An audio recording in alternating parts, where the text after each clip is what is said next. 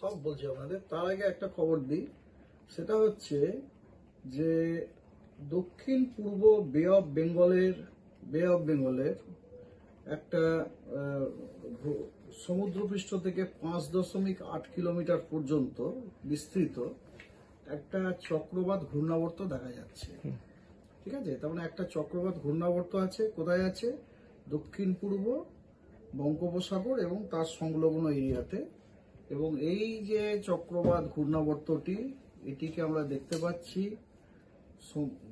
সমুদ্রপৃষ্ঠ থেকে 5.8 কিলোমিটার উঁচু পর্যন্ত।